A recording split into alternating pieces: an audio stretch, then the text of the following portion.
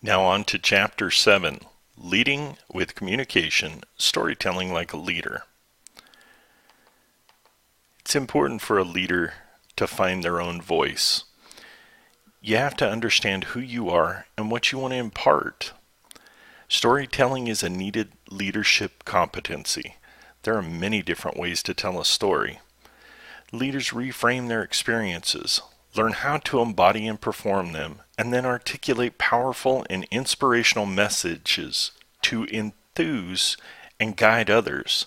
Think about that football coach that goes in at halftime that gives that inspiring speech, or Marine Corps boot camp where they come and tell them about the Spartans, and it gives them motivation to try harder and to succeed.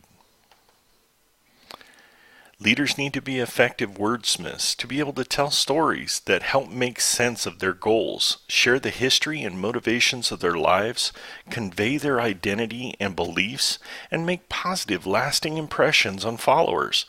Stories need to capture the organization's culture. They need to create meaning within context and shape expectations of followers and stakeholders. A leader needs to see themselves as the organization's voice and be prepared to tell the right story at the right time. Being able to translate thoughts and ideas into words that others understand is an essential leadership skill. Effective coaches, Richard Maxwell and Robert Dickman, stated, "A story is a fact wrapped up in an emotion that compels us to take action that transforms our world." First, a well-told story reflects the leader's passion or sense of purpose that rallies receivers to participate with the leader in creating a better future. Second, a well-told story supplies an antagonist or villain, someone evil, or a problem that everyone can agree on that threatens the future. Third, it offers up a hero or protagonist who will conquer a villain or offer a solution. Fourth, it creates an awakening in the hero, and receivers, it creates the aha moment, the self-understanding of what's trying to be conveyed. An opportunity for learning and the culmination of what the leaders and receivers experience and visualize that will make a world a better place. Finally, it reveals a need for change or an opportunity for transformation. A lot of information being imparted here. Apologies for the crowded slides, but there was enough validity in what was being said here to bring it over into the slide. The storytelling requires leaders to develop an awareness of themselves and others and reflect on the purposes that they want their stories to serve. They build connections that impart information. It facilitates learning.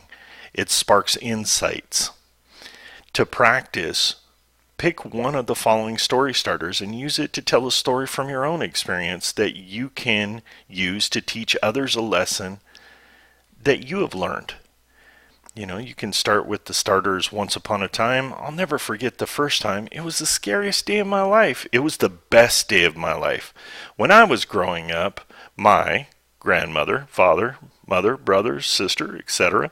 told me, and you can use those as precursors to impart valuable learning that probably was tough to endure for you to create inroads for others not to have to go through that turmoil. Peter Senge, author of The Fifth Discipline, The Art and Language of the Learning Organization, stated that when people understand each other, it is easier for a commonality of direction to engage. Stephen Denning stated in The Secret Language of Leadership that the stories you tell when leading can be used to spark action, communicate who you are, transmit ideas, communicate who the organization is, share knowledge, and lead people into the future. Authors Warren Bennis and Joan Goldsmith stated, "Leadership is a transaction between the leader and follower." Stories leaders tell can help cement this transaction and the leader-follower connection. For followers, they need to perceive the leader as credible. Tell real stories. Tell actual stories and fact. Don't relay what has been told to you. The leader must communicate like a leader, but what does this mean? Well, you have a desired action or outcome that you want this story to serve. And in that, it may be good to remain credible by preface the actual story that you're trying to impart by the desired outcome that you want to happen. Now, let's talk about what it looks like. They have a heightened sensitivity to language. They're wordsmiths. They choose their words that add vividness and force to their ideas. And they do this by effectively steering followers towards a goal. They strengthen the image that the followers have of them and enhance their ability to inspire. In essence, you want to be worthy of that admiration. You want to be worthy of that respect. And it's very important once you cultivate this in people to be consistent and always have in mind their better interest.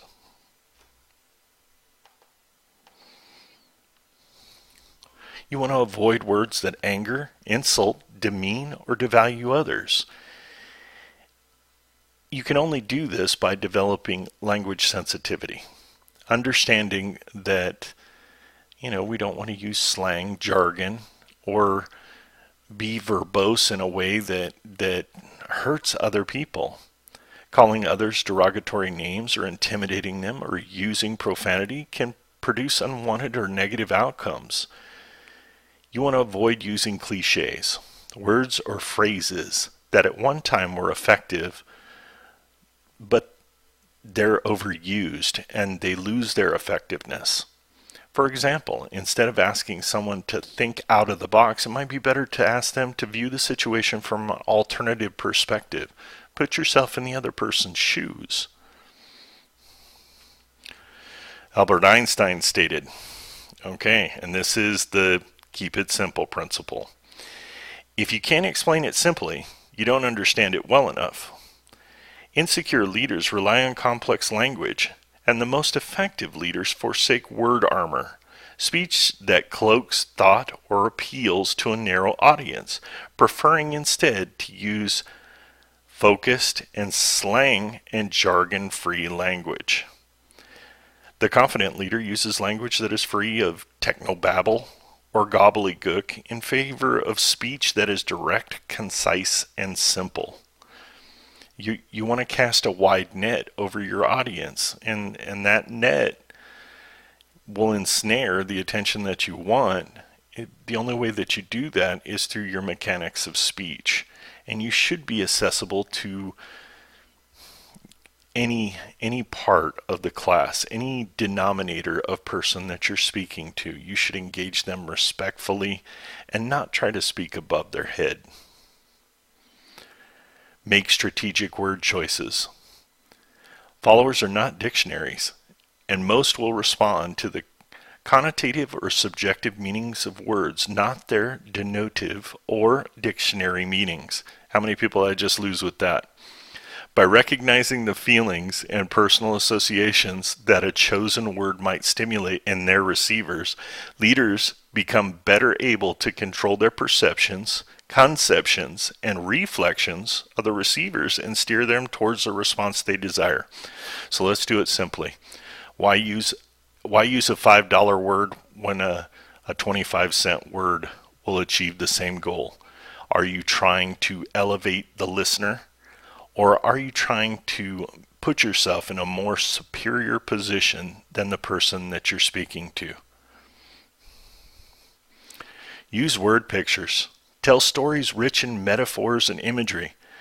The most effective leaders understand the power inherent in descriptive or colorful language. They use it to communicate complex information elegantly and in an emotionally appealing manner. The average emotion tends to be more motivating and powerful than the language of logic. Studies like Bloom's taxonomy says that learning is experiential. So if a person can tie an emotion or a life event to what they're being told, they're more apt to be able to remember it because it makes for a connection to something that is tangible and real to the listener. So you as the leader, if you can impart these things, the desired outcome is available. Effective leaders create vision stories, and those are stories that capture and communicate a compelling and specific description of what things will look and feel like when the future is achieved. The stories are filled with sensory language, that experiential model that we were talking about before, whereas the learner can feel as well as hear what is happening. Now, part of framing theory, when we compare two unlike things in a figure of speech, the comparison influences us on an unconscious level.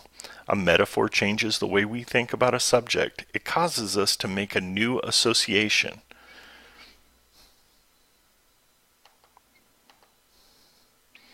Examples used in speeches, we can talk about Jesse Jackson.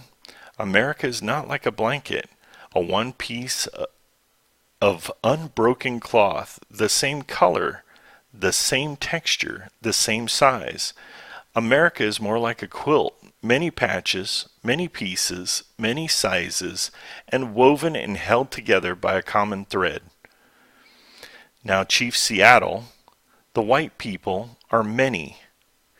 They are like grass that covers the prairies. My people are few. They resemble the scattering trees of a storm-swept plain. And you want to repeat these things. You don't want to be redundant, and you don't want to drive someone insane by, going around telling the same story every 5 minutes. I have met those people before in my life.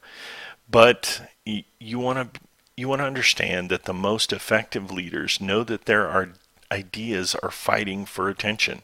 They rely on restatement and repetition to get their ideas across. Maybe not use the same story. Maybe use a story that's akin with the same desired outcome. The most effective example of this tool is the speech delivered by Martin Luther King in 1963 at the Lincoln Memorial. I have a dream. You want to use both I language and we language. I language finds the leader taking responsibility for ownership of a message. The leader assumes responsibility for his or her own thoughts, feelings, and actions. The leader uses we language to indicate the subject is the concern and responsibility of both the leader and the receivers, building a collaborative climate of give and take. In generating receiver involvement or participation, the speaker who creates an emotionally charged event captures our interest. When the receivers are able to connect with the leader, they are more likely to become involved. Emotionally charged and connected speeches are still remembered today. FDR's declaration of war that followed the Pearl Harbor attack, John F. Kennedy's inaugural address, Dr. King's I Have a Dream speech, and President Reagan's eulogy to the astronauts who died aboard the Challenger spacecraft. I want to say thank you for sticking with me. We've gone over a lot of information, and we'll see you next week with 2 new chapters. Good luck on your midterm, and we'll speak soon.